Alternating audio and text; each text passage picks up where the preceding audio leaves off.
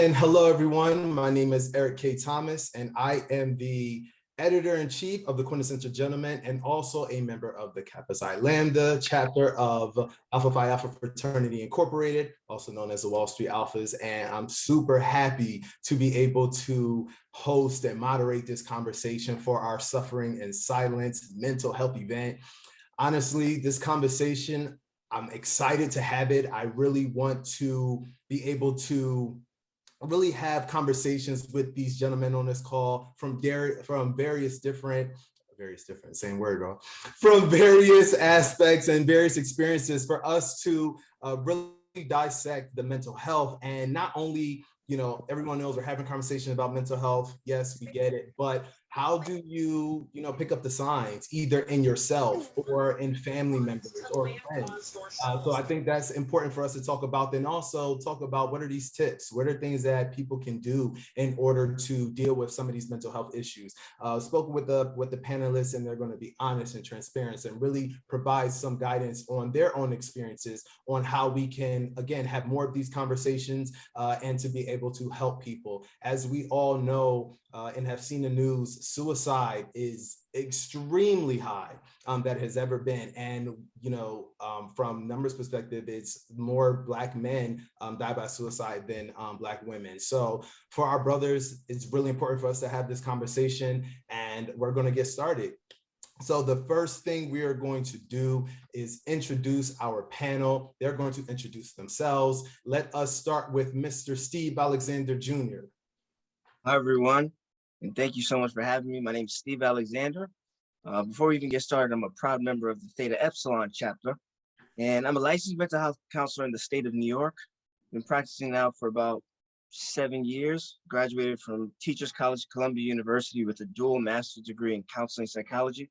And prior to that, I had a career in risk management. Now, in terms of my clinical experience, I started out working in what they call Article 31 outpatient mental health clinics.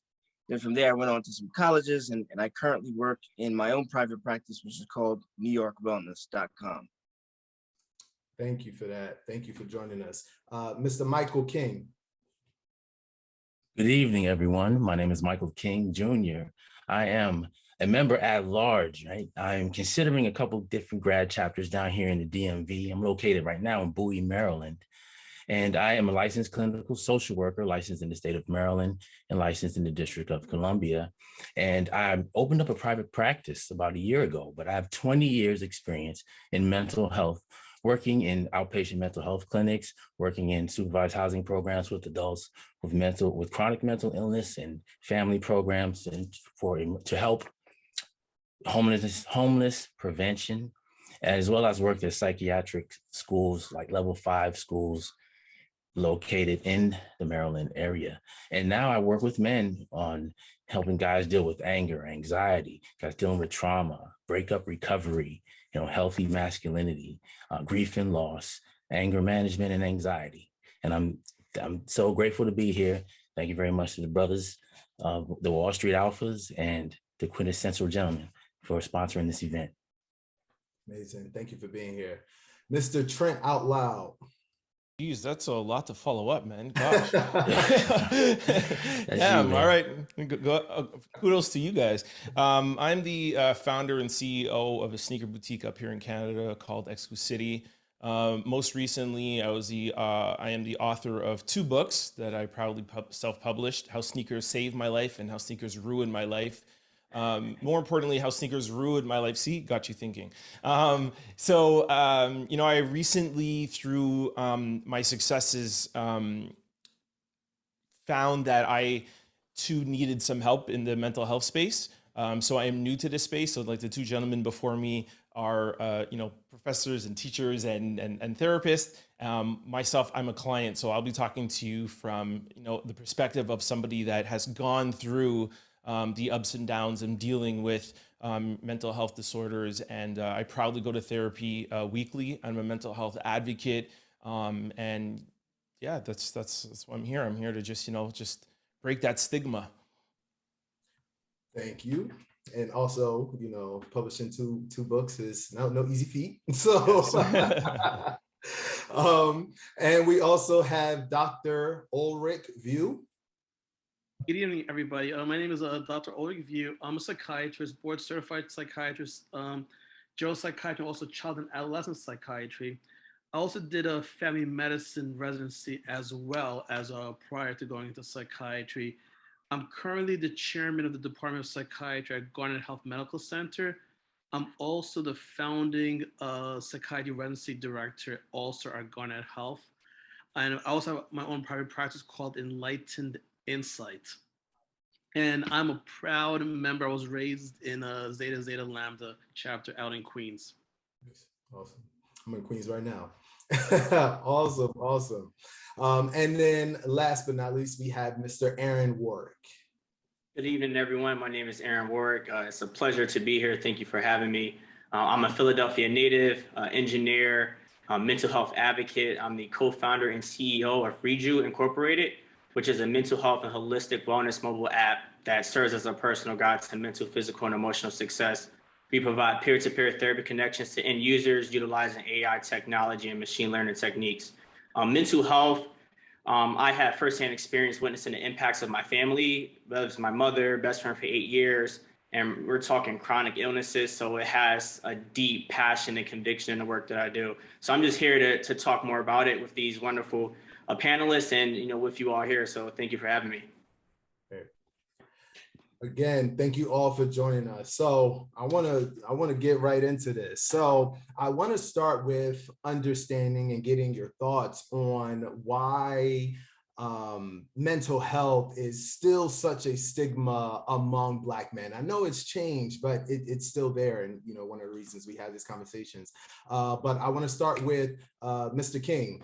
I want to know what your thoughts on why it's still a stigma for Black men and having these conversations around mental health. Well, realistically, it was never a part of our culture. It was never part of the Black culture. And we've utilized other ways.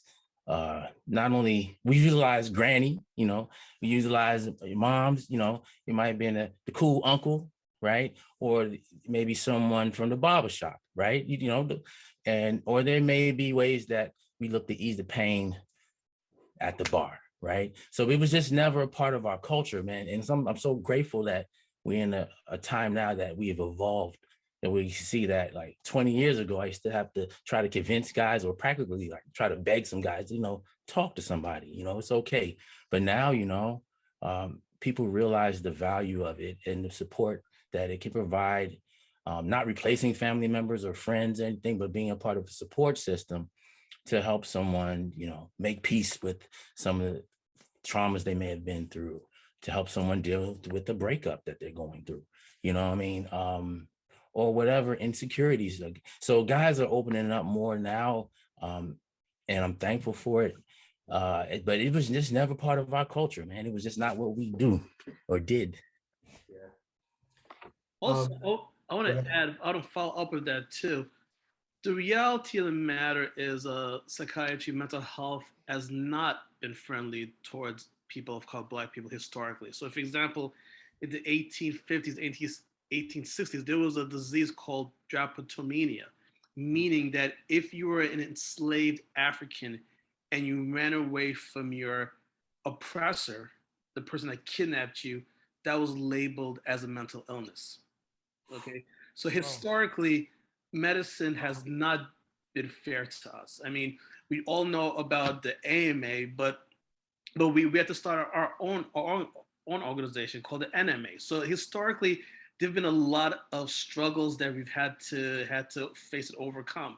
So I think that's also a major issue as well in not fully accepting the mental health perspective within our communities. It's compounding the trauma that our ancestors have had to face.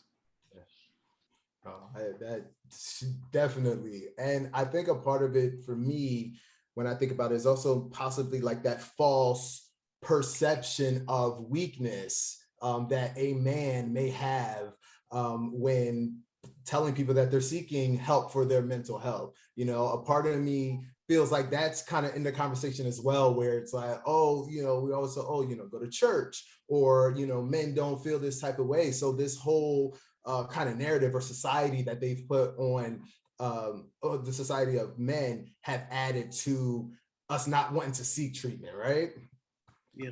Exactly. Also, to add on to that, what I think a big part of it is that it's just not cool within our culture. And when I say our culture, like how Dr. King said, is that like it's not in our music, it's not in our hip hop. Like, we're raised, of course, by our parents, but we're also raised by our movies, our rappers, our athletes. And I always go back to 50 Cent's album, Get Rich or Die Trying. You know what I mean? It's always hustle, grind. You have to be tough. You have to be strong. And that's also compounded by our fathers raising us like that. They're coming from, they're immigrants. You're here in Canada or you're in the US, like you kind of appear weak in front of white people. You kind of appear this, you have to be twice as strong, twice as smart. So just all of that compounding, like our culture, our movies, our music. And that's for me why, like, being in the sneaker industry where I'm fashionable and I'm trendy and that's my brand. That's why it's so important, I think, for people like me or people that are in that, fashion culture, for these young kids seeing this is like, it's cool to go to therapy. I think that's cool,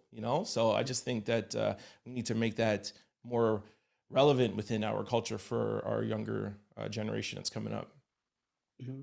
Definitely, I agree. And I think it's also interesting that the younger culture does have that, and they're seeing it, and they are now seeing those people of interest, and the celebrities are all talking about that. And for us, I'm just happy that the conversation is here. I'm happy that we're able to have these type of conversations, and you're getting people to tune in and to learn more about that. I think somebody put into the comments, they said Jay-Z talked about therapy in his last album, which is huge for a rapper to be able to speak like that. So our culture is definitely evolving and definitely changing. I want to shift gears a little bit and talk about, why, or maybe what are some of the misconceptions that people may have surrounding addressing mental health. And I want to start with you, Mr. Alexander. Yeah, so there's a lot of myths and misconceptions about mental health in general. So one of the big ones that come to my mind is that people who seek out mental health services are violent. We know from the literature that I think it's like maybe 5% of the violent acts that are committed are by people who have mental illnesses. So that's one. The other one is that I'm trying to think of the most common ones. That you're crazy, right? So that's a big one. So that you have to have a really extreme problem. And there's a bunch of them. I'm trying to go with the most common ones. So that you have to have a really serious issue to go to counseling. I go to counseling, so I'm a client too, right? Like most people would see me as a very stable person. So, those are some big ones. And if people want to know more, I could go into more later. I don't know if anyone else has something. Anyone else have any other misconceptions about addressing mental health?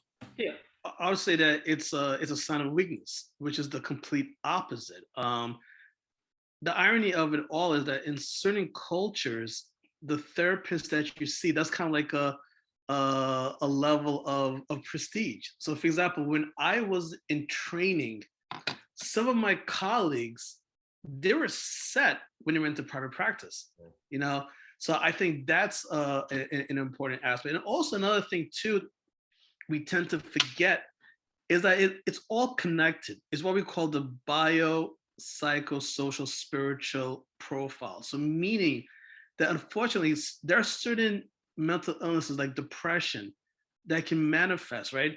But it's really secondary to a medical issue, whether it's diabetes, heart disease, high cholesterol. So all these things are basically related. So I think it's important to kind of view this as a holistic perspective.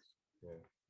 Dr. Ulrik, I like to add on to that many of us, particularly Black men, when we talk about mental health and expressing ourselves, we look at it as a sign of weakness, like you mentioned.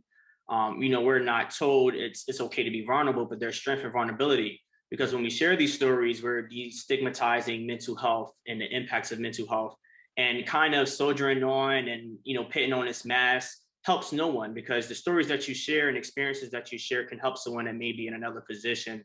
So I just wanted to add on to that point that you mentioned. Excellent point. I have a really good one that I hear all the time, which drives me crazy, is that I don't want to go and sit down and talk about and revisit when I was 5 years old.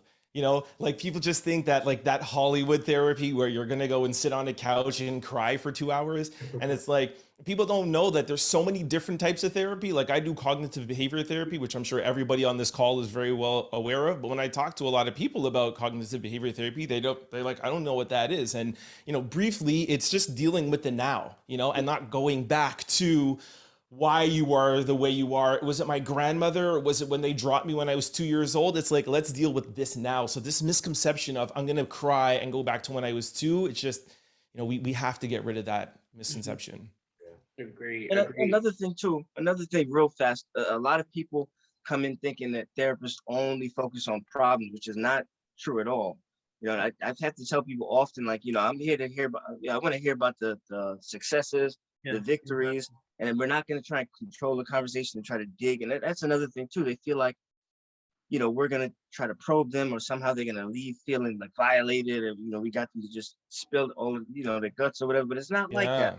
You're in control of what you share, how much you share, and a good therapist is going to know how to kind of walk with you. So that's a great question. I think it's also educating people on the different types of therapy.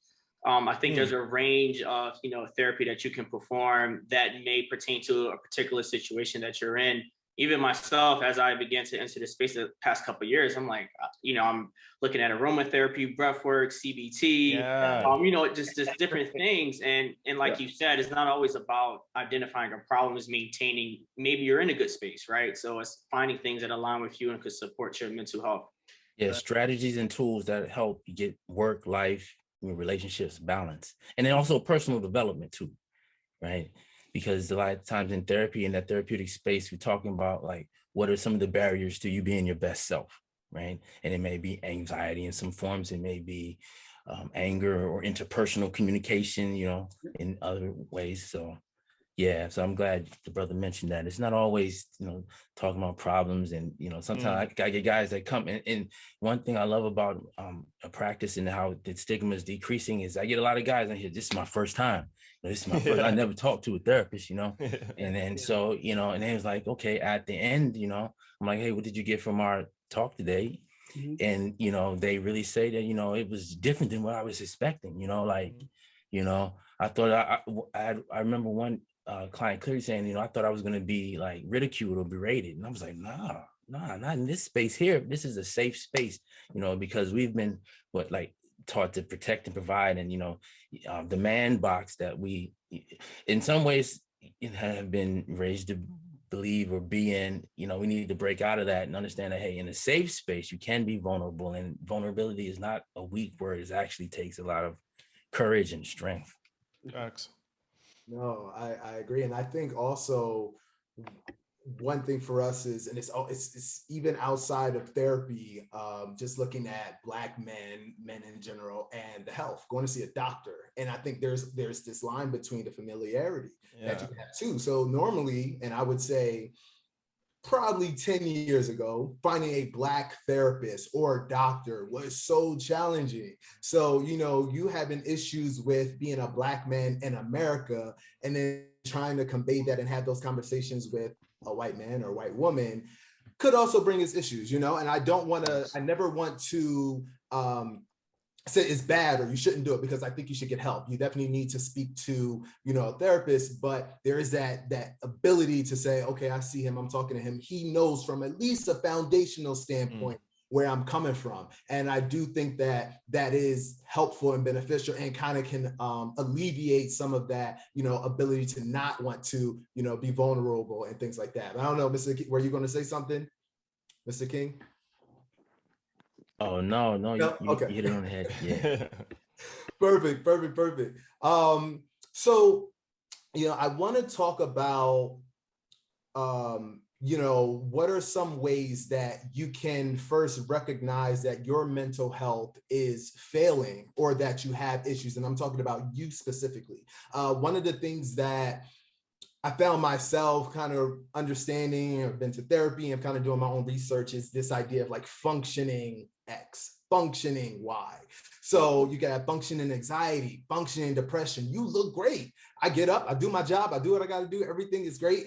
But there's things eating away at you internally. And I feel like we don't have enough conversations. You have the people who clearly like they're missing work, or, you immediately see the change, that something's happened. That's the very drastic, but there's so many people. And I would argue, I don't know the numbers and I do not have any of the accolades all of you have, but to say how many people, the amount of people that are dealing with the functioning side of it, who are going there day by day, and then sometimes it just snaps. So I would like to, for anyone to jump in here. I'm going to start with, let's go back to you, Mr. Alexander, to just tell us, what are some of the ways, and then everyone else can please add to. Yeah, so first we have to distinguish between signs and symptoms, right? So signs, the way I like to explain this is like a street sign, like everyone can see it, right? But so signs are what people see, and symptoms are what you feel internally, right? So the main things you want to look for, just to make it very simple, is that any deviation from your baseline. So if you're normally very irritable, and that's fine, and you're cool with that, that's all right. But if there's a shift from that, then now you want to start paying attention to it. So there's that. There's also, if you can't get out of bed in the morning, if you're worrying more than you normally would, your thoughts are increasingly becoming dark, you're starting to, I don't want to say obsess, but really fixate on certain topics when you normally wouldn't do that. Those are all deviations from the baseline. So you want to look at where you are now currently, how you're interacting with people, and look for any kind of changes. That's the first thing. And then the main piece, just to that's underlying it as well, is going to be, you want to see impairments in both social and vocational functioning, so to speak. So all of a sudden you can't hang out with friends, or hanging out with people is a lot tougher. Now you have impairments in work, and I'm talking about for men here because we're all adults, but for children it would be school. But you want to look for impairments in both social functioning and then at work as well. Great. Anyone else? That's a great point that Mr. Alexander made. I also want to add too, is that usually the people around you will notice a change, and they may notice that before you do. And one of the things that we have to be careful of is the introduction of substances, whether it's alcohol, whether it's marijuana use, because sometimes people can use those things as escape mechanisms of what's really, really happening. So I think that's important, to make sure that your social support is strong. And when you see yourself isolating more, that's usually a sign that it's getting a little bit too heavy, that you may need to get some support. Another quick thing too is that we have to start, and I know this is not praised amongst men, but we have to learn to be a little bit more attuned with ourselves, because we want to look at this from the perspective of, yes, how do we know if something's wrong with us? But we can have family members, a parent, a child, and normally it's not going to be necessarily that you just see something, but you might feel something like, oh, why is he moving like that? Or, something seems a little off. Those are the things you want to pay attention to. And that was going to be my next kind of follow-up question as well, is like, how do you see this in other people? I think, I don't want to blame the family or support, some, things happen. And a lot of times when it happens to someone, if they, commit suicide, the family's like, oh, I didn't notice, I didn't see the signs, I didn't whatever. So I definitely want to know, what ways should we be looking at, and the things that we should look in other people to say, okay, wait, but this is not right. So before we jump to other people real quick, let's look back, and reflect on ourselves, because I think there are signs that when you're living stressed out, and there's certain signs, like if everything feels urgent, if no day feels good, you get angry fast, and nothing feels good, and you sometimes zone out, or if you're always tired, or if you wake up in the morning mad, if this is your constant, then those are some signs that you're living stressed out, and maybe it might be a good opportunity, time to talk to somebody, right? But so recognizing those signs in ourselves first helps us recognize it in others, right? And a lot of times too, sometimes checking on the person that actually looks like they got it all together, right? That's always there for each other, and especially in our family. That person kind of you know, sometimes they get overlooked at times, you know.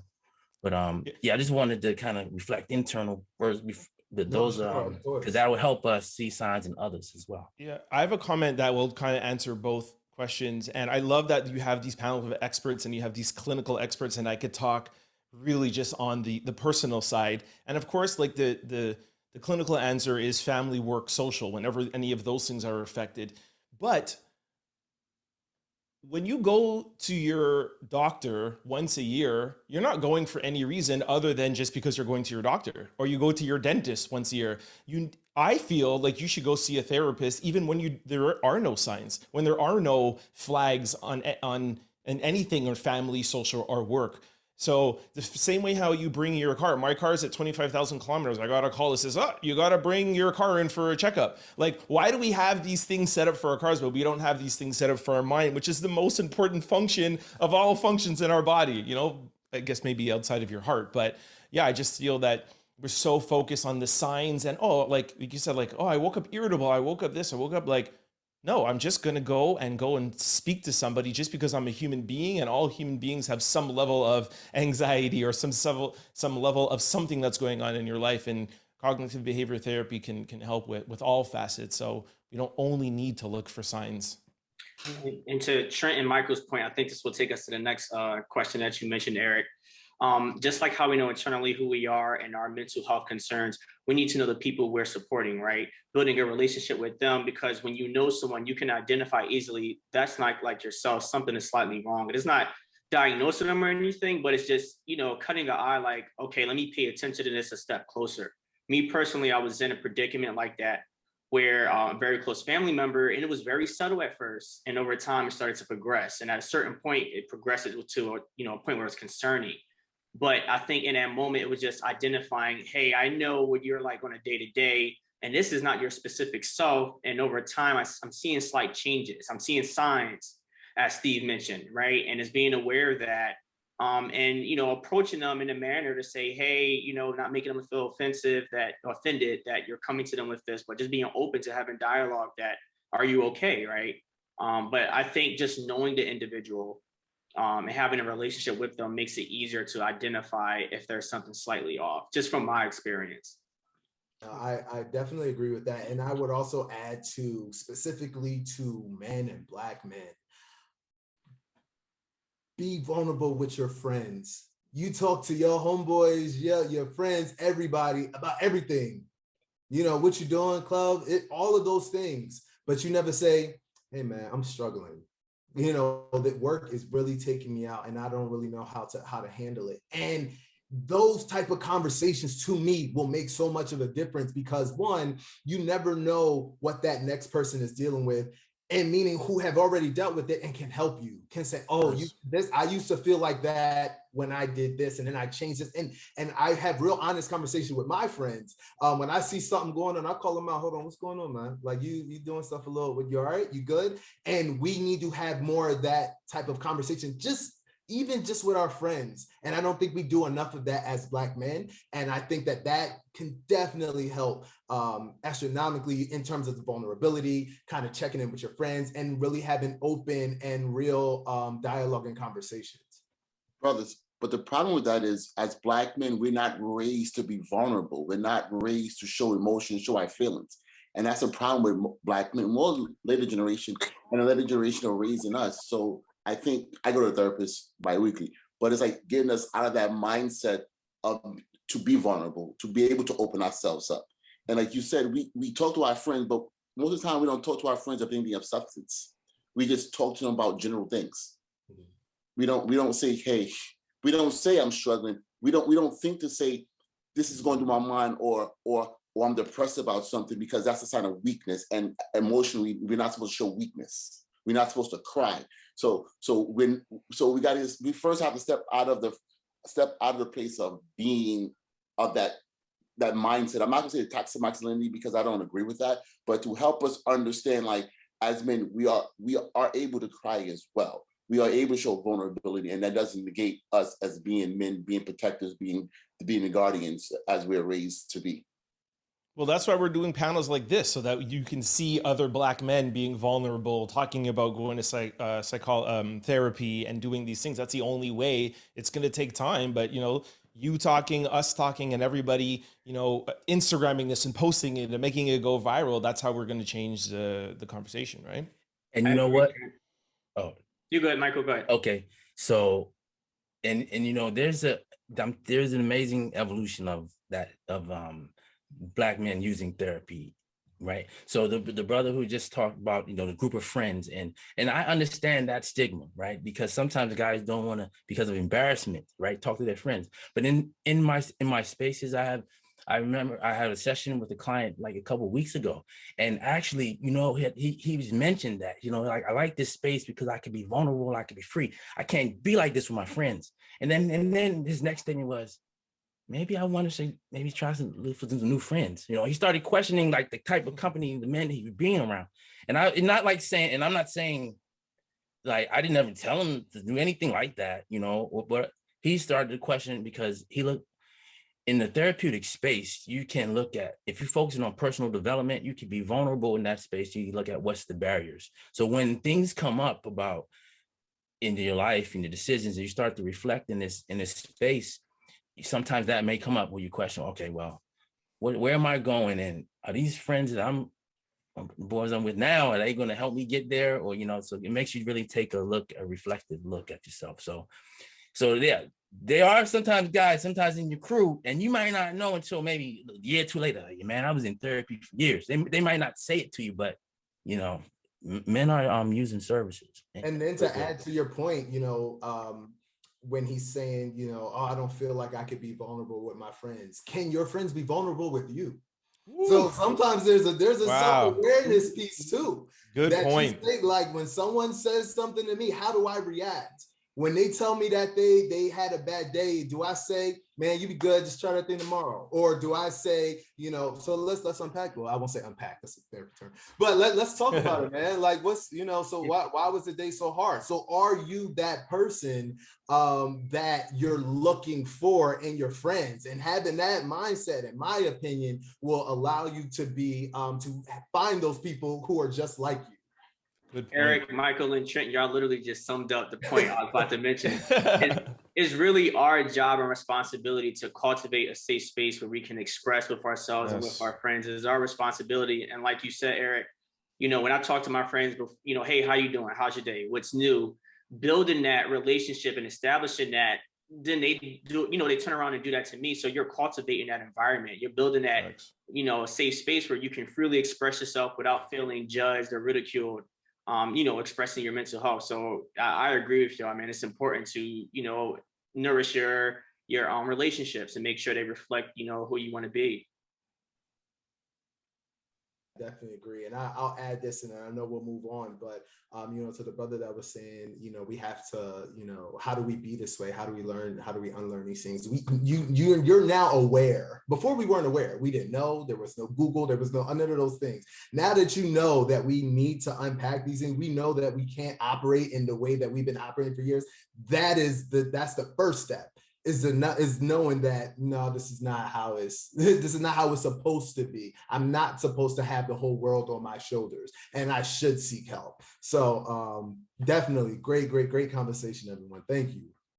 All right, moving on to our next, to my next point is I want to know from everyone if you can just kind of give me an example, or at what point did you start to prioritize your own mental health? Because I think it's interesting to kind of give examples of, at what point in stage, or where was your mind at where you start to think, okay, I really need to start taking this serious. And I'll even go myself first.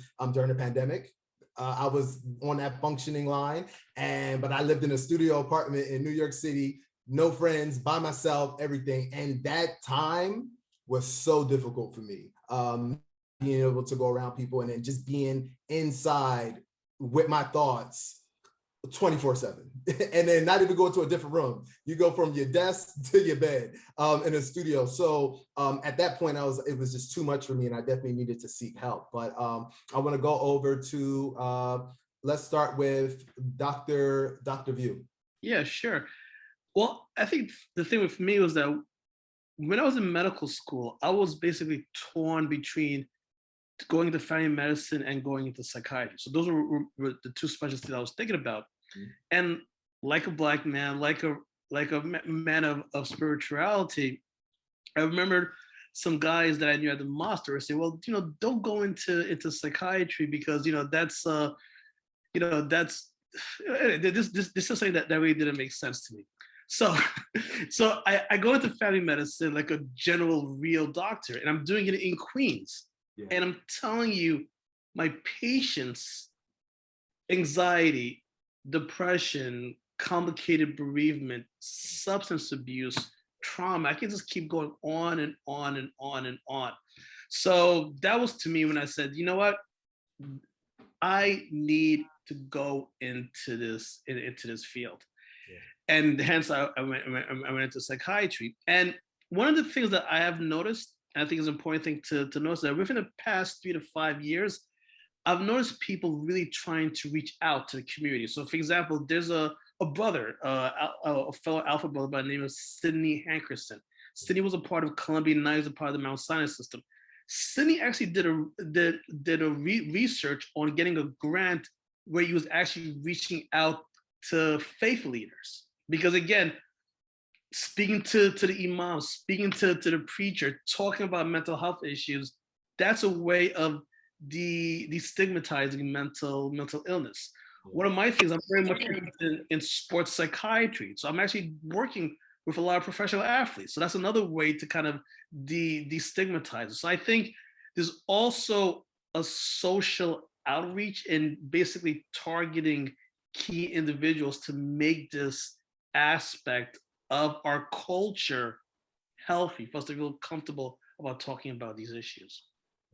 Let me jump in. So, the person you see today, I'm the same person. I've always been the exact same person. But if you were to talk to people that knew me in high school or whatever, they would say I'm just like, my mood has changed. So I would say that was severely depressed for a very long time. The way it manifested for me, we could talk about the signs and symptoms, but like, I had suicidal ideations every single day, the lack of sleep, all that kind of stuff, right? But I had the same issues that everybody else here has, like, I don't want to go talk to nobody. When I went to school, after I left risk management, I went into counseling, psychology. They used to do all kinds of stuff at Columbia. They would like have you through one-way mirrors while you're practicing on your fellow students or whatever. And I remember one day I stood up and said, I want to be the best therapist in New York City. Just tell me how I do that, how I become the best therapist. I said, it's not necessarily just sitting in front of people. It's kind of counterintuitive, but you got to be in therapy yourself. So I'm like, what? I'm like, all right, cool, no problem. So I went the first time, and it's like, I can't even explain the experience. I felt listened to, heard, and I don't even think the therapist said anything in that session. I just kind of like poured my heart out. And from there, I'm like, all right, this is what I can provide to other people. This is what it's providing to me. I'm sold. So that's how I got into it. Awesome. Mr. Warwick. I do want to follow one because Steve, that's an awesome point. And one of the goals in psychiatry, I mean, in therapy, I was the ones in psychiatry, I'm talking about therapy in general, is that all of us, we all have blind spots. Mm-hmm. And one of the goals of therapy is to expose those blind spots. So I think that within itself helps us a lot. And this is why getting a good therapist may be even stronger than necessarily talking to your friends, because your friends may not be able to help you see your blind spots. But a person that's somewhat neutral, but still has your best interest at hand, can be able to help you be able to see those blind spots. One other quick thing. So the problem I think with talking to friends is that I think it's wonderful because talk to somebody, or if you journal, do something. The problem I see with a lot of people is like they experiment with being vulnerable, and then someone asks a stupid question, or they ask something they mean to be helpful, but it just comes across as very judgmental or harsh. And the person's like, nah, I'm good. I know this is not safe anymore. I'm not telling anybody anything. That's the last thing we want. So that's just piggybacking off to Dr. Vieux. But yeah. Mr. Warwick. Yeah, I wanted to mention one thing I think that would resonate with just how I identified with issues I may have had in the past. So I was very susceptible to hustle culture, very driven individual, out here, go getter, next move, next ambition, next goal. Right. 2018, 2019, chasing my dreams and the launch of this mental health mobile application that we built was when I started to have depressive episodes because I'm putting unrealistic expectations on myself. Another thing that added on to that was that developing a platform around well-being and mental health, people assume that you may have it all together or that you don't go through these issues. So it's almost like, how do you present yourself in a way where, people can believe and support in your cause, but, not seeming vulnerable. And this goes back to the conversation, like, you have to be transparent about how you feel, what you're going through. Same with therapists, right? People expect them to always be on their A game because they're therapists and it's their practice, but it's like they go through things too. They see therapists too. So I think for me personally, hustle culture, chasing goals, I think that's when I started having these unrealistic, expectations of myself that really put weight on me, that at a certain point I was like, you know what, I need to take a step back and reevaluate what's going on in my life. So that's something I think all of us can relate to on this call, that I believe in. That's a great point. It's so interesting that people think because you're successful, you don't have issues. No, my issues is why I'm successful. I'm so scared. That's why I'm always doing these type of things. And I'm not even having those conversations or dealing with the issues I'm dealing with because I'm masking that by all this work I got to do. So it's a very good point. Thank you, Mr. Warwick, for that. Trent Out Loud. Yeah, exactly. Before you go on, just because again, I'm the client here, right? And why I prioritize mental health, or how I became diligent of prioritizing my mental health, and why I think my story is so relevant is that I was just like everybody else and I ran from it for years and years and years and years. So it's so important now that I'm prioritizing it, and I'll know to prioritize it for the rest of my life. Yeah. And that's what's so amazing. Like, just quickly, like, as a, in high school, I was always getting in trouble. I had to go see a social worker. And then, through living, I've relationships, go see a couples therapist. And then in 2015 and 16, I kind of felt like, things with business wasn't going so well. And then I was like, I'm going to go see a therapist on my own for the first time. And then the therapist kind of hinted that I may be hypomanic. Then I Googled hypomania, that's attached to bipolar. I'm not bipolar. What are you talking about? I'm not going to see a therapist anymore at all. And it was during the pandemic when everything from outside I was able to block all of that and sit in my house with myself and then say, let me revisit this hypomania. What's mania? What is this? And that's when I started going to therapy weekly and biweekly. And after a couple of months, now I've been diagnosed with having bipolar disorder, and knowing that I could have prioritized this years ago and knowing that I missed out on that makes me more of a mental health advocate now. And there's so many people that could be living with being undiagnosed, so it's super important to not only to prioritize it, but just keep on going once you do prioritize it. Also, Brother Trent Out Loud, I mean, I do want to compliment you for getting to this stuff, because remember, at the end of the day, we are a sum of our experiences. So we can't be too hard on ourselves. Yeah. The key thing is getting the knowledge at this point. Yeah. And moving onward and upward.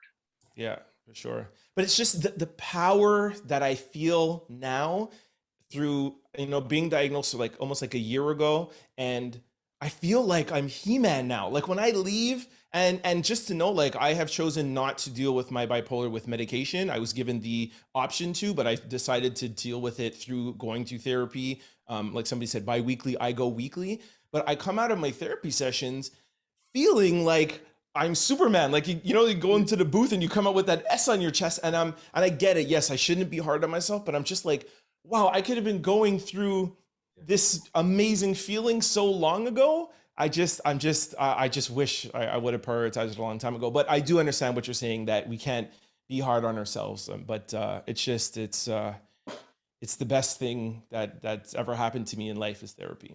But don't beat yourself up, bro. Right. Because what I would say is this: is like a lot of therapy, and we're probably gonna get to that too, about how to choose a counselor, is about the connection. It sounds like you have a very solid therapist that you connect with. That's like a huge, like, we look at all the studies, there's like 400 different types of therapies. And I could give you all citations or whatever. There's something called a dodo bird therapy theory, which says that despite all the different interventions and all that, what matters most is the connection that you have with the person you're working with. So if you like them, you trust them, they feel warm, cozy, whatever Yeah. you want to call it, that's what matters the most. So I'm happy that you're bringing that up.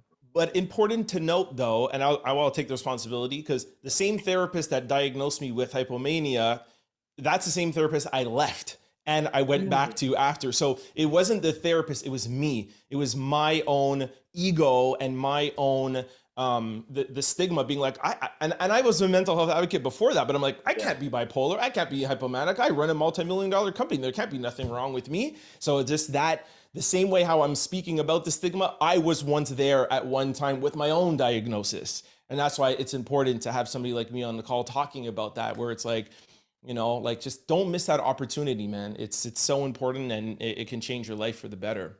Yep. Mr. King. Oh, yes.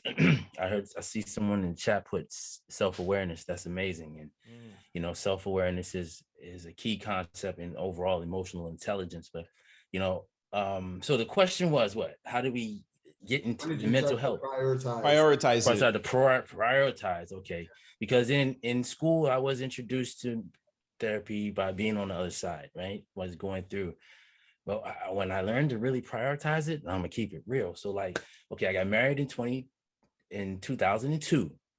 I'd say probably a few years into the marriage, man, like by 2009, I started, you know, things weren't going well, feeling rocky. And I really started to feel like down and, you know, depressed around, you know, kind of what these things not working out. You know what I mean? What was going on? Trying to get it going. So then I started kind of reflecting on, at the time, you know, on me. And so that's when I really started to prioritize. I'm like, okay, all right. And I even took a little break from practicing and did some other things other than social work, right? I was just like, for those times. And I'm like, you know, so then I had to really realize I prioritized like my mental health, my value, going through a whole process of like, because I realized for me and my experience of maturing as a man and growing as a married, when I was already married and I was, you know, got married kind of young and I was like maturing still finding myself. So now I find myself married with 2 kids, right? So long story short, fast forward now, through the experience of mental health and services that I also received and getting a support system, really finding my purpose through the adversity that I've gone through from a marriage, being married 18 years, divorced last 2, single, you know, I'm single and secure now. And it's a great feeling, you know, but man, just the journey of prioritizing it, especially when you're a helper, right? And it's something, and you're a helper. And then a lot of times people do, someone said earlier about the helpers do need help at times too, the healers, right? And the help. So that's when I had to realize, I'm like, okay, I'm trying to fix others. Let me focus on me. And so, yeah. And so marriage kind of triggers some things, right? That help me. That's real. It happens, you know, that's real. Thank you for that. I wanna start talking specifically about you know, a few mental health illnesses. Specifically, I want to talk about depression. I want to know from the panel's expertise, what leads to depression? Like what are things that, you know, and of course it's going to look different from everybody, but what are some of the things that kind of lead to, you know, men, women, people, you know, feeling depressed? You know, I know we've had before, I've seen like microaggressions, you know, those are things kind of in the workplace that you're in that you may see, could be, you know, everywhere we're going and things like that. But I definitely would like to know that. I want to start back. Let's go back to you, Mr. King. Okay. Well, from some studies and research that I've seen, it's been linked to like low levels of the hormone serotonin. And I'm sure that the doctor and some other brothers here on the practitioners of the panel can go more in depth in that. But those are some studies, and that some of it may also be environmental or social. Like again, sometimes in my situation, I know what trying to trigger depression is when I was in a relationship and we're not aligned. We were better aligned to be friends, right? And which we co-parent great now. You know, healthy relationship is actually even stronger between my kids. I have a 17-year-old and a 13-year-old. But my life situation, then trying to force a round peg into a square hole, and then it's not working. So I'm reflecting on me, kind of for me, that kind of triggered feeling sad and depressed, or lacking energy, not feeling like I wanted to do my usual activities, irritability, some of those, just some of the symptoms of depression. So some of it could be biological, and then some of it could be environmental stressors or other stressors.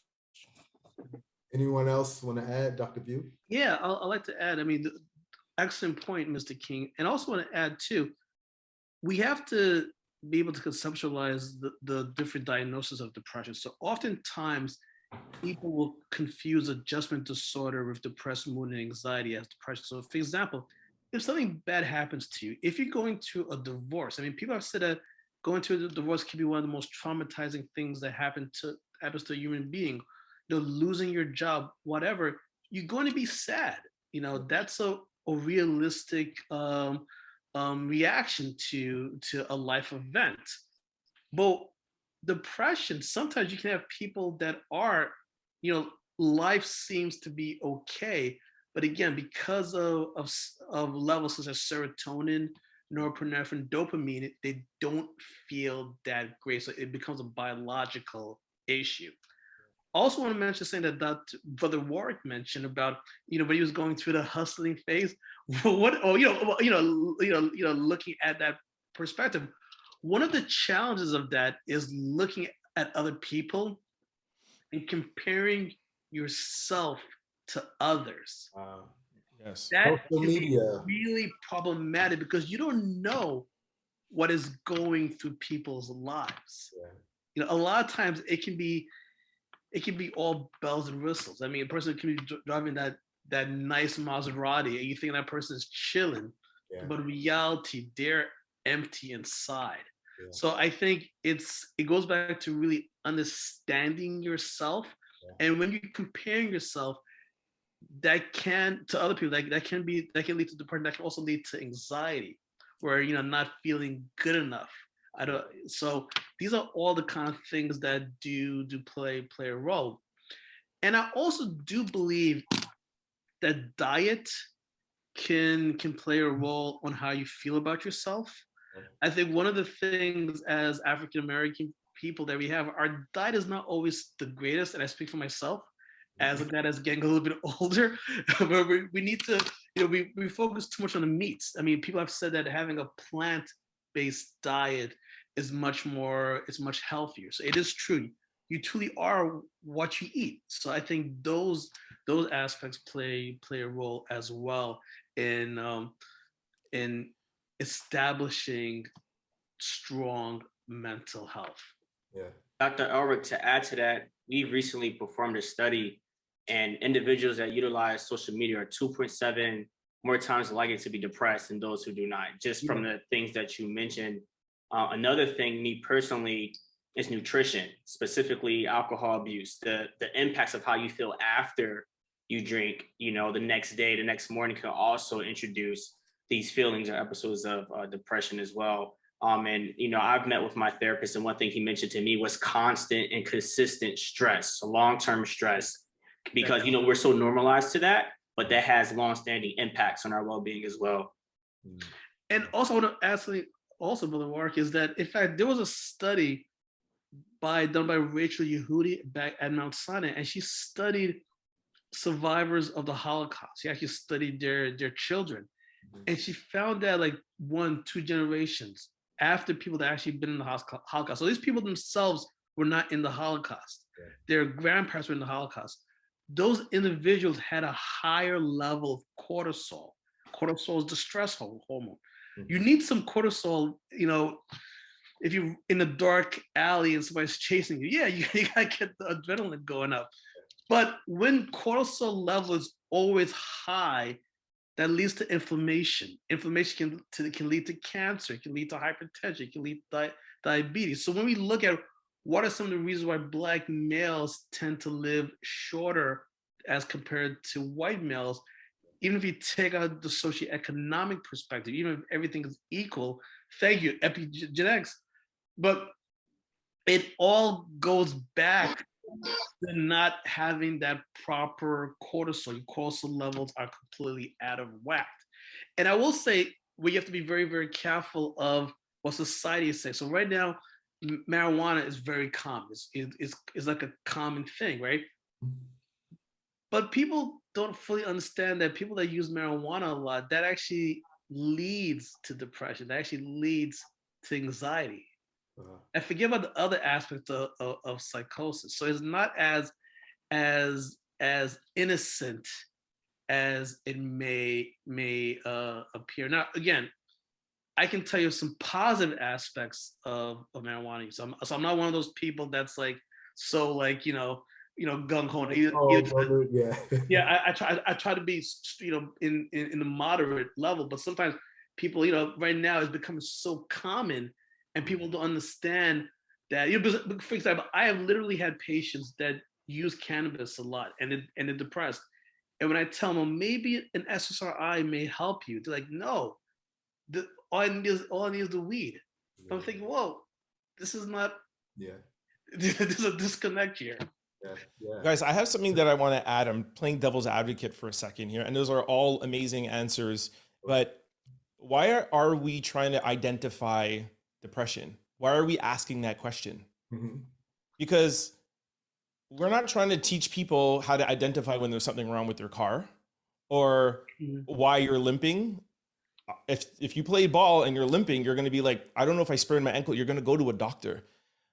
Why are we trying to self-diagnose ourselves when there are experts out there that can help us identify if we're depressed or if we have anxiety? That's how we're going to normalize it. We don't have to self-diagnose ourselves. We have experts, and there's 4 of them here on the panel. My question, my rebuttal to that is, you want to make sure that, yes, your foot limp, but you get it fixed, cool, then it limps again. Are you continuing to do the same thing? You got to fix your car. Why do you keep bringing your car in all the time? Because something is happening. You keep hitting that same pothole. You keep hitting. So for me, understand what you're saying, but I think also want to know, what are, a lot of times it's continued behavior. And people, we talk about therapy and being long standing. It's not like you go one time and then, call it a day. It's something that's continuous. So, I do think it's a valid question, but I understand your point as well. Yeah, exactly. That's why I said it's a valid question, and we do need to. It's also too, like with with heart rate, it's like, if you feel your right shoulder or your foods, and it's not to say that we can't prevent heart attacks or heart failures or heart disease or whatever, but when you identify the problem, like, we need to go to our experts. We need to start normalizing it and not trying to, these are the signs of depression. Okay, I'm going to smoke some weed or I'm going to drink. Oh, I feel better. That's how we continue in this space. That we have to just learn to go to these experts to help us identify with these problems. Instead of going to WebMD. Yeah, exactly. Like, what is bipolar? Like, dude, come on. That's one thing I would say, is that try to refrain from Google to self-diagnose yourself, because I saw some kind of study that said, like, it gets it wrong 30% of the time. It's like, who wants to play with those types of odds? Like, you spoke about manic episodes, right? So let's say somebody's feeling restless, they're up a lot, they have all this energy, all the classic signs of mania. They say, all right, I just Googled this, I got bipolar disorder now. Well, a lack of sleep could cause that. Substance abuse could cause that, so it's like, you really, it's very, very that's hard. Why I ran. Exactly what you said. I Googled it and I was like, oh no, I closed my computer. I'm like, I'm not going to therapy again. Not at all. So that's, you're 100% right. It's that Google, that WebMD, your homie that thinks that he's a therapist, TikTok, like it's all good. And I see your point of, there are things out there that can help us identify. I get it, but there's experts, and a lot of great experts that can help you identify better than WebMD. T. Thomas in the comments, he said the only reason you should be using Google is to Google a doctor. So I'm here. That was good. I love that. I love that. If you can be objective enough to look at the signs and the symptoms and say, all right, objectively, all right, this applies to, but most people can't do it. I probably couldn't even do that. I'm trained to do this type of stuff. Yeah, exactly. We're talking about ourselves. So yeah, and there's so many different layers. There's bipolar 1, bipolar 2, mania, hypomania, and then depression is this, and it's so like, it's impossible, man. It's crazy, right? So yeah. I just wanna bring us in, just in the interest of time. I know that we could talk for hours about this, but I definitely want to get into what we can do from the mental health, mental illnesses and things like that. What are, the ways and tips that we can, either deal with if it's depression or stress. We know going to, trying to find help. But I would like everyone to provide some insight on being able to help when either you've, I would say let's deal more about ourselves where we, feel that something's wrong or think that there's an issue. But can we definitely speak to that? Yeah. Dr. Vieux. Yeah, one thing, because I did notice that there was a good question where it mentioned that we often talk about depression, but we don't talk about other issues like schizophrenia or bipolar or et cetera, et cetera, et cetera. I think it's kind of important to kind of know what you're dealing with, because unfortunately there've been studies, especially for Black males, when you're dealing with providers that are not completely culturally competent, where Black males tend to be overdiagnosed with schizophrenia instead of bipolar. And the reality of the matter is that bipolar disorder and schizophrenia are two different things when it comes to the way you treat it, especially from a medication perspective. And again, if a person is schizophrenic, don't get me wrong, there are a lot of successful people that do have schizophrenia. But bipolar disorder is kind of known to be very common among people that are very artistic. I mean, you'll have some of our favorite performers. They'll say that they wrote their greatest piece when they're in the middle of a manic episode. So being able to diagnose that is important. And I will tell you, there's nothing more challenging than having a person that has a bipolar 1 disorder, but they were misdiagnosed with schizophrenia, and hence they were placed on antipsychotics. And they're saying that I just don't feel right. I mean, it's so just that mislabeling is problematic. So that's why I kind of like the fact that people are aware of the multiple issues of diagnoses, but I also think it's important that we make sure that it is the proper people that are making these diagnoses. Number one, I do think it's important that we all have to try to get our own primary care providers, because primary care, that's usually at the front lines. And this is why I'm kind of grateful that I actually did a family medicine residency, a primary care residency, before I went into psychiatry. So again, maybe that may be the first thing, because ideally you would hope that your primary care provider could help you find therapists that would be best for you. Because again, not all therapists are created equal. There are good ones and there are bad ones. So again, having this concept of this is my team, and my team is going to try to help me reach my full potential is vital. Yeah. And I was just going to jump in there. I always have this conversation with people, specifically my Black men who are friends and family and things like that. Who's your PCP? Why do Black men not have primary care physicians? This person who is following you as you go every year, the charts, the data, all of those things. I read something that said, married men have a better health than single men. And a lot of time that is because the married men's wives or partner, whoever, are pushing them to go to the doctors and things like that. So I would say 23 on, 25 on, that age, you need to have a PCP. And whenever you move, you find a new one that's in your area. So I would just add that part in there. And ask how many of those guys have a mechanic. All of them have mechanics. All of them. Exactly. Yeah. I want to jump into, we're going to start asking questions, but this particular question was good here. From Brock West, he said, what alternatives to therapy would the panel recommend to strengthening managing one's own mental health? Mindfulness exercises are important. I would definitely recommend that.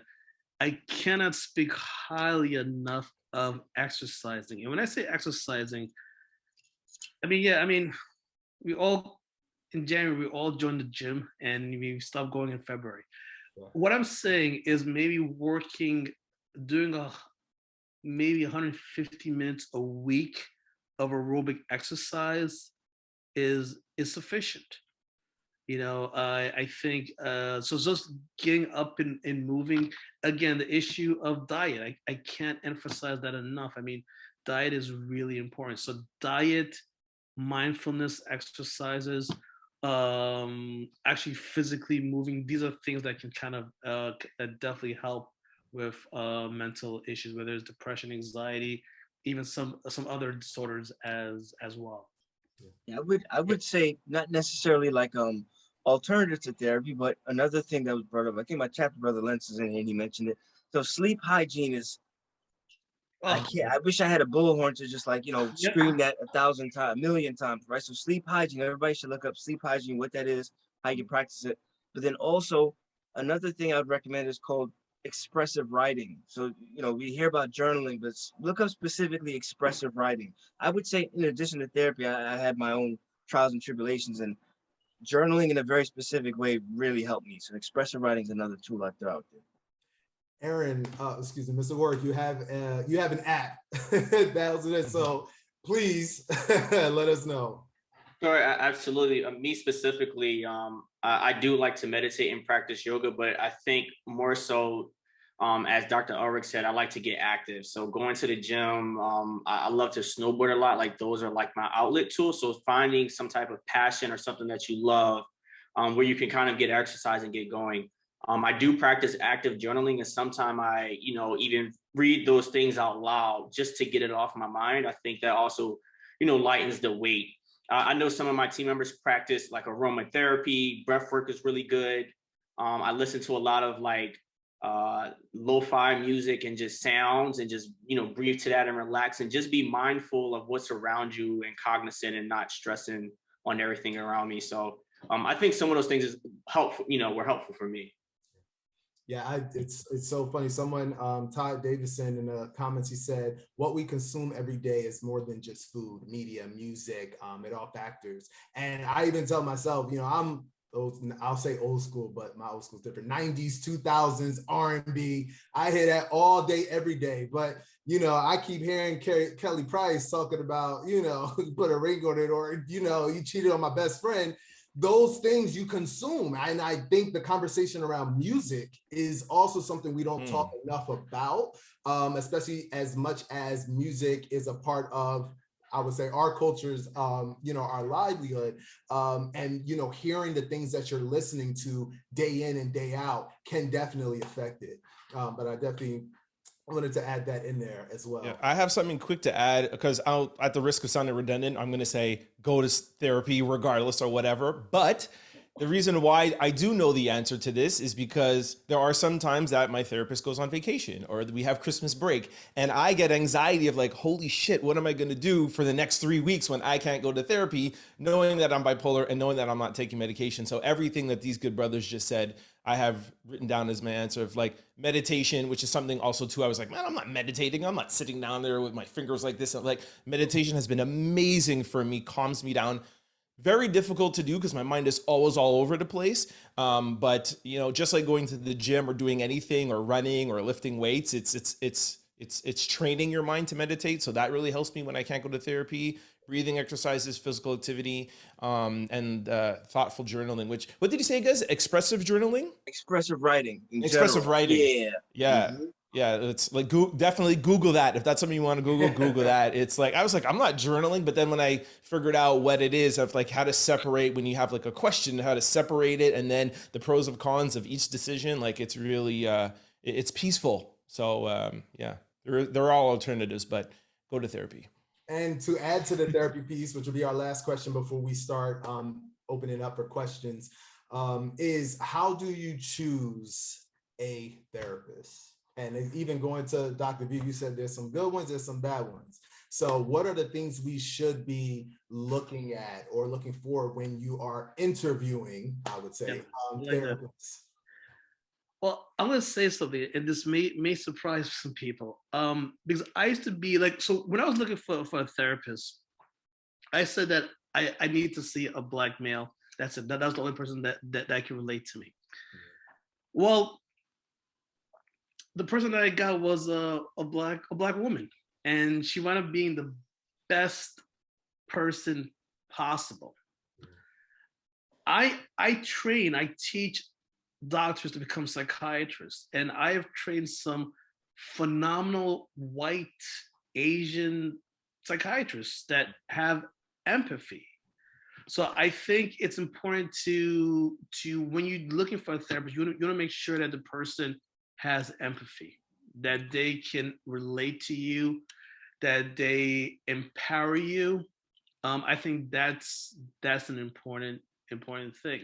And I want to give you one personal example that kind of highlights this. So after you're done with your residency and you want to become a full-fledged psychiatrist, you have this thing called board exams. And when I did it in 2007, 2008, what would happen is that you'd fly to some city, you'd interview a patient randomly, and you'd have like 2 or 3 psychiatrists looking at you, seeing how you would do. And it was a very, very stressful situation because I don't know the person that I'm interviewing, and usually these were like high, prominent psychiatrists. So the person that I had to interview, I had to go to Texas. Okay. My wife is from Texas, but at that time I wasn't married. So this is the first time I've ever been to Texas. I had all these visions of what Texas would be in. I go to the hospital. It was a VA hospital. I walk in to interview this patient, and this patient was a white guy with swastikas. Okay. Jeez. The guy sees me. I'm like, oh, I was gonna curse, but I'm not gonna curse. He sees me and he goes, I also want to tell you, Hitler was misunderstood, and Hurricane Katrina was a cleansing. Wow. I was like, sir, can you please sit down? I'll like to interview. But this is the thing. So I interviewed this guy for 30 minutes, okay? And we do the interview, and then part of the thing is you interview for 30 minutes, and then these doctors basically pimp you for 30 minutes. I mean, they're asking you questions. They're trying to give you the diagnosis, right? So these guys are asking me these questions. What do you think is the biological blah blah blue part medication? You do all this esoteric thing. 50 minutes into the thing, they go, okay, let's talk about the obvious. How did you feel about this guy? Okay. My thing is, believe it or not, even though the interview didn't start how I would expected it to be, I actually liked the guy. And I was able to get it because this was a lower socioeconomic white man with a significant history of schizophrenia. And all through his life, because remember, I seen this guy in the VA hospital, all throughout his life, he had been either in the VA or in prison, permanently institutionalized. Okay? This guy, my biggest fear was when this guy first saw me, he could have walked out. That I would have been stuck with you guys for 1 hour, trying to diagnose this person. The fact that this guy sat down for 30 minutes, and at the end of the interview, he asked me, will I be his psychiatrist? And I have to tell you, sir, I started off by telling you that this is a momentary thing, that you basically doing me a favor, So right there, we connected. Yeah. And I was able to see, well, my God, if I was mentally ill, and this guy was on a lot of medication, he had the long-term effects of these medications where the guy was drooling, he had like a lot of oral movement. So you can tell this was a very, very sick person. Mm-hmm. But from his perspective, if you're in the jail system, who are you going to be around to protect yourself? Yeah. So that's empathy. Yeah. So first and foremost, you would want somebody like that instead of maybe having a Black person who was grew up as in a billionaire's household and can't really relate to people of color. Mm-hmm. You don't necessarily want that person either. So I think number one thing is really trying to make sure that person understands you and respects you. Yeah, I would say the same thing with me. I think that's what Dr. Vieux said is really important. Also, you want to make sure that you feel comfortable with them. Like, it's not so much about their I tell people I went to Columbia because it doesn't matter. You know, it's about not the credentials. It's really about how you feel when you're in the room with them. Because a lot of this work is getting people to open up to you, right? So we want to minimize anything that's going to prevent people from opening up. So if you feel like this person's kind of looking at you a little funny, or if you feel like they're coming across preachy, or they're overly identifying with you, like, yeah, I grew up in Brooklyn, I know exactly what you're, all that kind of stuff is you know, you want to, like, red flags, so to speak. So you talk with them. I know people recommend going and shopping and talking to different people. I have a different view. I just think you could tell within the first 5 to 10 minutes if you're like connected with someone. And that's what you really want to go for. I want to add something I feel like really important, because I get this question all the time. Like, how do you choose a therapist? How do you choose a therapist? And like somebody said earlier, not all therapists are perfect, right? The majority of them, though, are good. So I say this: if you've gone to one therapist and you didn't connect and you didn't like him or her, then you went to a second one and then a third one, maybe it's you. Maybe it's you using that as the excuse. Yeah. So you got to look within. I'm not saying that all of them are perfect. I'm not saying you're going to hit the nail on the head, but going in with that mind state of looking at them instead of looking at yourself, I think you'll have an easier time finding a therapist. Another point too, that just reminded me, the therapist should be real, authentic, and you know, it's hard to find in the first session, but you should find a therapist that's willing to correct themselves. Like, oh, you know, I noticed that you moved back a little bit when I said that. Did I say something wrong? Or because there's a lot of therapists that have the attitude of, nah, I got the degrees. Everything that they do is resistance. We call it, that's the fancy term. So they didn't come up with this resistance, as opposed to saying, all right, well, maybe I did kind of do a little microaggression, or maybe I did. So you want to find a therapist that's also reflective and willing to say, all right, well, I noticed this happened, you know, let me know. And you could not necessarily ask them questions. I allow clients to ask me questions, but you know, you're willing to be corrected. The therapist should be willing to be corrected as well. It's not just about pleasing them and making them feel good all the time. I agree with you, Steve. And I think one thing for me, how I found my first therapist, also don't be afraid to ask your therapist if you're not deciding to go with them, to recommend additional therapists in their network that you can speak to as well. Because that's how I found my therapist. Didn't feel too comfortable, not that they were a bad therapist, but from a relationship standpoint. And I asked them, do they have any other people in their network? And the next person I met with built a really great relationship. So I also advise that as well. Awesome. So I know we got about 10 minutes. I want to jump into some of these questions. Any questions, you all can put them in the chat. One that I see here is from Brian Portier, and he says, has anyone had these conversations with our youth? If so, how did you construct it and what was your approach? I'm going to edit the question a little bit to ask for young Black men. How do you have those conversations with the younger generation that's growing up now? So I could speak to that. So one of the things I didn't mention in my bio is that I started and founded a clinical think tank to help gang affiliated children, right? And it may be shocking, but it's not that different than working with adults. It's just you got to meet them where they are. That's really what it is. You have to meet them where they are. So you're not going to use the same kind of jargon and lingo. And then also you have to really tune in to what's important to them. So a lot of times with children, what I find is that we dismiss them. It's like, hey, you talking about Roblox? You know, what is that about? That's what the common adult will do. Whereas I will use that to kind of get inside their mind and say, all right, why did you choose that avatar? And, you know, oh, okay, well, you see this happen with your favorite character. Did you realize that this tied it with mental health? That's how I go about it. What I try to do is I try to make it really simple, and I try to talk to them in their language. And I say, well, you know, if you're, you know, one of your boys are a basketball player and they're really good and they're in college or in high school and they want to go pro and they get private coaching, would that be an issue? Well, no, right? And you would probably flaunt it. Oh, I go to Michael Jordan's sport camp. Well, cognitive behavior therapy is coaching to make you better. Mm-hmm. Another question from Daniel White. He says, how do you recommend introducing self-care and prioritizing mental health to young people? And what I think when he asked that question, I think to myself, I was like, I didn't start hearing about the self-care until I was like in my 30s, you know, or late 20s thinking about that. So even, and it's important, like growing up, knowing that you should take care of yourself and finding things that make you happy and things like that. But how do you have those conversations? Anyone want to take that one? I think for me specifically, so I had a conversation with my younger sister, and she always texted me, asking me questions. First and foremost is, educating them on what self-care is and what those things look like. The good thing about this next generation, they're very progressive.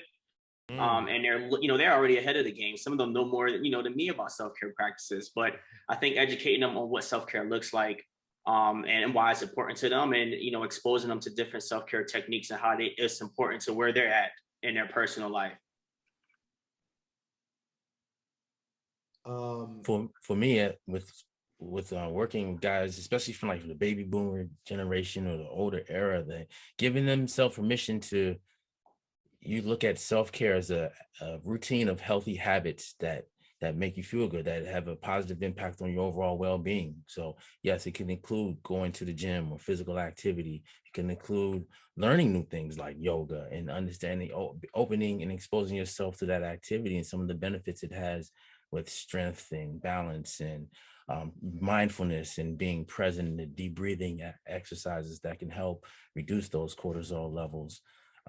But just giving guys permission, especially because the younger generation, they have it. They look at older guys like, what's wrong with y'all? Right. And, but, there's a challenge in sometimes convincing the older guys, but they are, just giving them permission to understand, we don't have to keep grinding all the time. You can.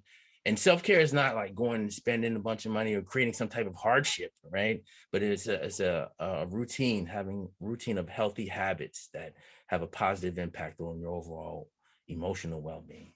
Agreed.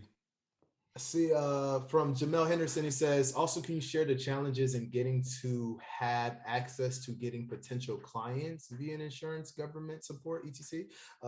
I would assume that's the challenges that people may get with trying to get therapists. I guess, can you speak to other options, all their alternatives? I'll say your job. There's always like an EAP program, I believe what it is, where I know when I used to work for a law firm, they gave you like 6 free sessions for you to go in as part of like your employee package, and things like that. So I think going to your employer is good, and reaching out to your insurance companies. But is there any other places that people can look if they're having issues with trying to get therapists? BetterHelp.com, BetterHelp, that can be one. Modern Health is another one, but that might be associated with EAP. Talkspace. There's a lot of them out there, especially with the whole tech boom and everybody wants to There's a lot of those.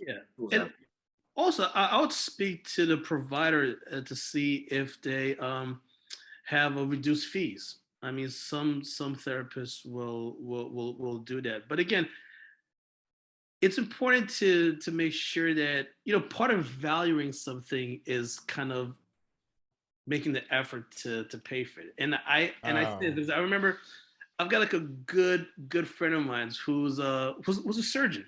And he was having like a lot of issues, and I referred him to a therapist, kind of like a high profile therapist. And he went, and this person does not take insurance. This therapist does not take insurance. So my friend goes to the therapist and pays the money, right? And he's like, well, the person was good. I felt okay. There was a little bit of a connection, but damn, it was $350. I could have bought some new sneakers with that. I'm like, dude, you missed the point. You missed the point. So the reality, and again, different times literally where I've worked with patients that were just for 40 minutes, they were just driving me crazy because I asked them to pay for the session. But dude, I'm like looking at you, and you were on TMZ spending $40,000, $50,000 making it rain. So, come on. Yeah. So I do think that alive it is the priority. So again, Brother Alexander made some really good points about where to go for therapists, but I don't think it's.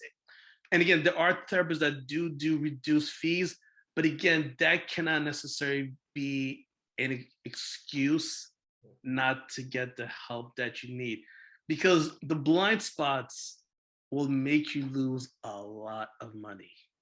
Thank you so much for saying that, man. Wow. That was the best answer here today. I do think we should also be cognizant of, not to take it too deep, but long-standing socioeconomic and systemic health inequities that still impact underserved communities. And, you know, government officials, investors, funding agents, grant agents, just not understanding how big this problem is and not connecting the dots or resources to local providers and wellness resources in our community. So I think that's also a big aspect, because there's people who do want to receive these options, but may not know how or don't have the resources to do so. So I just wanted to mention that as well. I'll say this too, because thank you, bro, for saying that. For saying that. Number one, there's something called the Loveland Foundation. I believe they help with paying for services, but also you're not going to hear about it on television, or it's not marketed, but there's outpatient clinics almost everywhere. There's so many of them, but they just have a constant referral of people, so you're not going to hear about it. But you could look at those. A lot of them will have sliding scales, or you can pay a reduced fee. So there's options out there for real. And also one thing too, I do want to mention. So for those in New York, well, I think this could be in all the major cities. There's like psychoanalytic institutes. Like, for example, in New York, there's the William Allison White Institute. NYU has a psychoanalytic institute where they will actually give you profoundly low fees for therapy, because again, these are people that are learning to be therapists, but sometimes those are the best people to work with, you know, having that connection. And you can actually have like a life, you can form a lifetime bond with these individuals, with these people. So that's another option as well when it comes to worrying about the financial reality of providing support.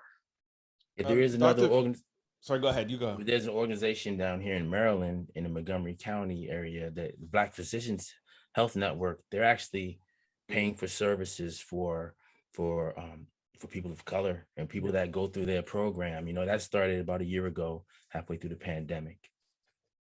I think it's important to note, I told you guys how much I love Dr. Vieux's answer to that question. I'm trying to think of how to add on to it. And I think I came up with something.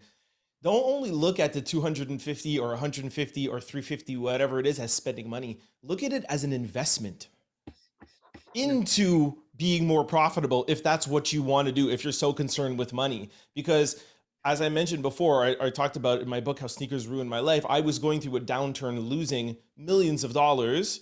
And through therapy, not only did I discover that I was bipolar and learn how to deal with that, but I've been more profitable this past 2 years in therapy than I had been prior to that. So that money that you're spending on your Louis belt or your Jordans or whatever, think of therapy as an investment, and you can get a hefty return off of that investment.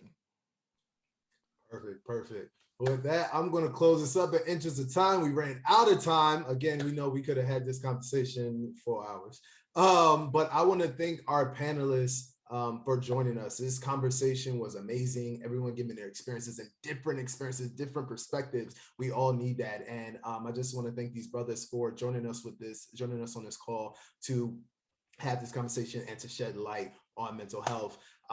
Mr. Alexander, Mr. King, Trent Out Loud, Dr. Vieux, and Mr. Warwick, I appreciate you for joining this conversation. Thank you to the Wall Street Alphas and the Quintessential Gentleman for putting this on. Thank you all. We really appreciate it. And thank you all for joining this conversation and listening. We will have it up available.